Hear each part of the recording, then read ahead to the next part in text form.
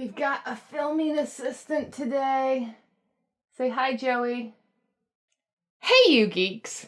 There have been many words to describe the Dragon Prince's 4th season, The Mystery of Aaravos.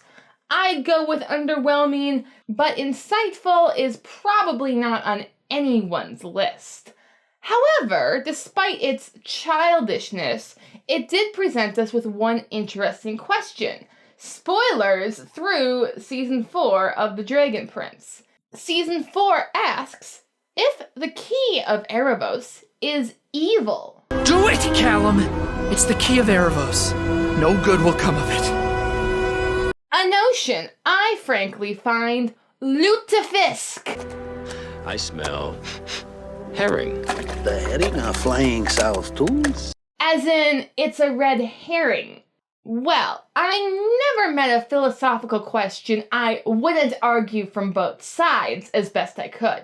Besides, I once credited The Dragon Prince with having the best adaptation of the One Ring of Power, which corrupts all of its users. One ring to rule them all. Into a concept which could be understood by children.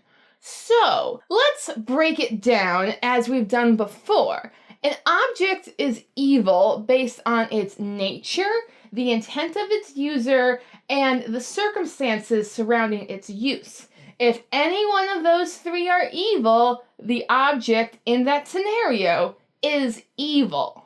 The nature of the object. Let's start with the Ring of Power. Everyone who has ever held that ring has come to a terrible, bloody end. Except for Sam, because Sam's a Chad. Sam,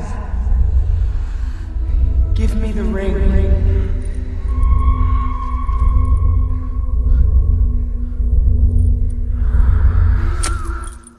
The ring corrupts its holder just by being, whether they use it for good or just find it in a stream. The bearer will always pay the ultimate price. Turning to our Dragon Prince's relics, they're not exactly subtle about what the mirror does to people. I hope you're careful, 'cause it can change people. Viren has it for like a month and is completely obsessed with it before he even knows what it does. With Viren, Aaravos plays the long, subtle route, getting him to betray his friends and fellow humans before organizing an army to march on the Stormspire. With Callum, he is similarly intrigued, though not to such drastic length as Viren. Thus, Aaravos uses much less subtle means of manipulation. One could argue that Thunder kept the mirror for centuries with no ill effects. However, have we forgotten that he spent those years attacking humans on his border? Even humans who were retreating and no longer posing a threat to his realm.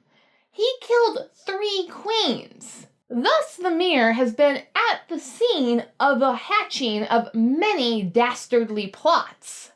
Coincidence? I think not! Incidentally, Rex Igneous, who holds the map to Aaravos' isolated prison, has himself become more isolated from the world in his domain. Rex Igneous is not accepting visitors. Maybe try back next century. And when he is told that Aaravos' prison is in jeopardy of him escaping from it, he uses that time to reignite old rivalries, rather than face the issue at hand. If she needs help, why not call on her great and powerful Avazandum to save Sadia? Even though the tooth map doesn't seem as magical as the mirror, I would hazard that Aaravos has had his influence on Rex Igneous as well. Meanwhile, the key of Aaravos predated Aaravos' prison, and it was instrumental in bringing him down by a mere human girl. A dangerous deceiver was revealed. It was one of the Great Ones, the Star Touch elf, Aaravos. So, if anything, it's the key of Aaravos' undoing. The human girl, it appears, wasn't corrupted by Aaravos at the time. Rather, she banded the nations together to stop Aaravos. Thus far, we've only seen Callum be corrupted by the mirror, not the cube, although the title sequence wherein he is holding the cube while he becomes Aaravos' pawn would have us think otherwise. Could the key have been incorporated into locking Aaravos away and therefore possibly able to become corrupted by him? Sure! Though Zubeia states that the artifacts to lock Aaravos away were given to archdragons, not to the royal line of Catullus, which we can all agree that girl went on to go find. This cube is an ancient relic that has been passed down through the ages. So I'm going with the key, by its nature, is not evil. The mirror, and I'm guessing the other Dragon Aaravos artifacts, are highly suspicious as corrupted objects, whereas the ring was always intended to do evil. Intention of the user. The Ring of Power is famous for corrupting its user's intent from good into an evil. I would use this ring from a desire to do good. But through me, it would wield a power too great and terrible to imagine. Though Sauron himself only ever intended evil when he created and then used the ring, though of course he saw it as good. We can save this Middle Earth.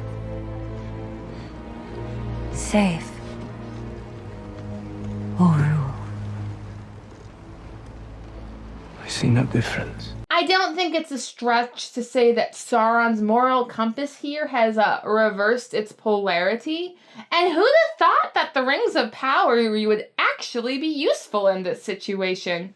In The Dragon Prince, the mirror's original intent was a means of keeping an eye on Aaravos in his captivity. However, we've seen the mirror corrupt its user's intent, from merely wanting to protect their homes to going and attacking their neighbors unprovoked. Those who fail tests of love are simple animals. They deserve to be motivated by fear.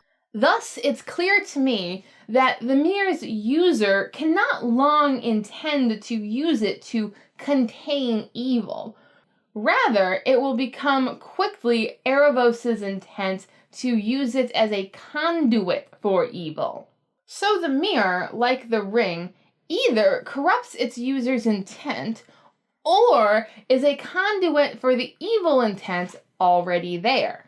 Since it seems that the Archdragon artifacts are on the road to corrupting their user's intent from good to evil, I think it's notable that the Sunfire Archdragon's artifact is unknown and unaccounted for. Not that Sol Regnum needed an artifact to become extra terrible. You all die.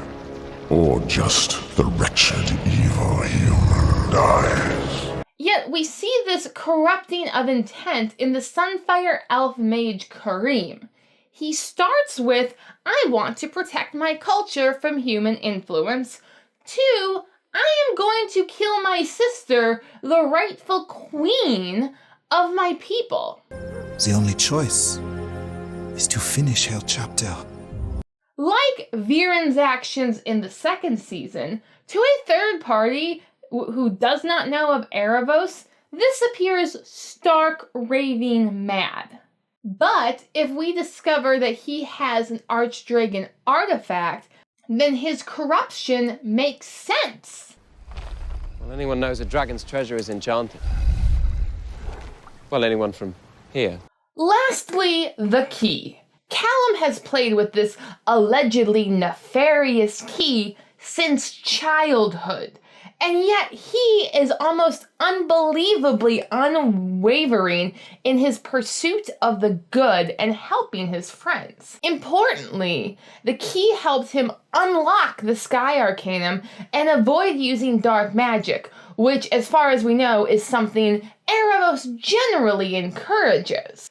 So this key has been helping Callum intentionally thwart Aaravos.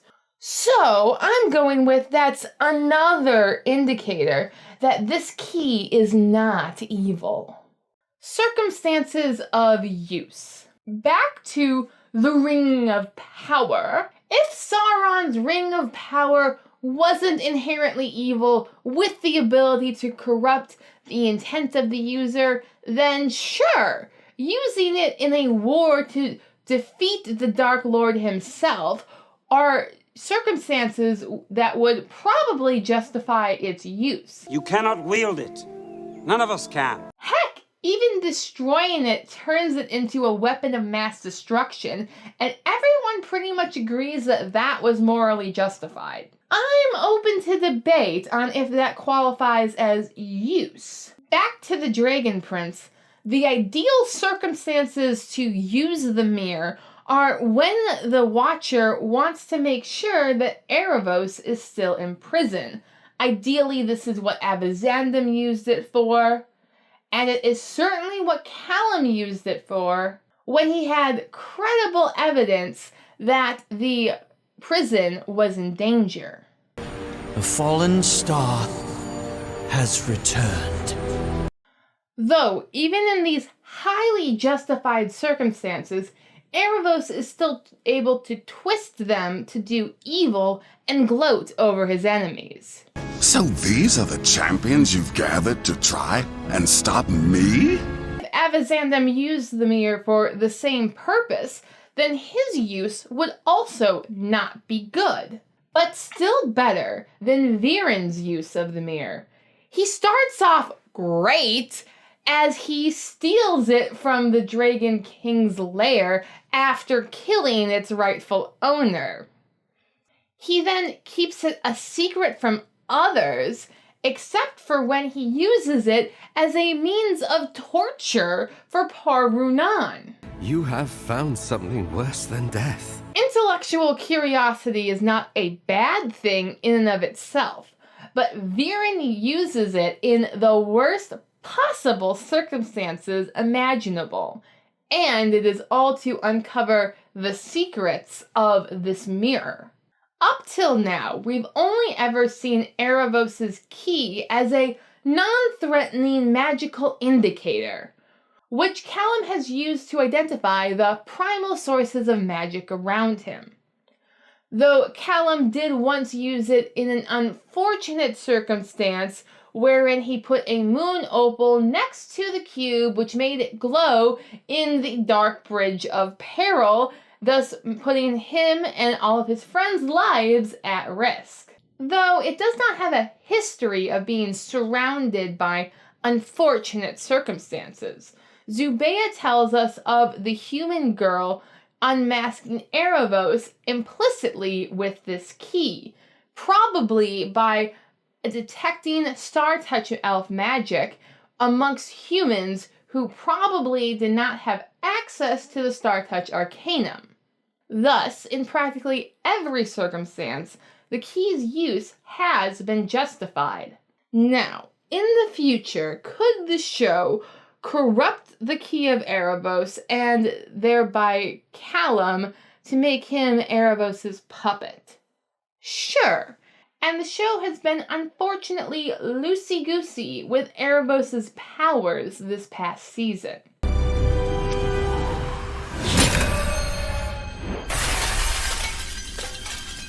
But that is no fun for a theorist, and we are all about having geeky, theoretical, philosophical fun on this channel.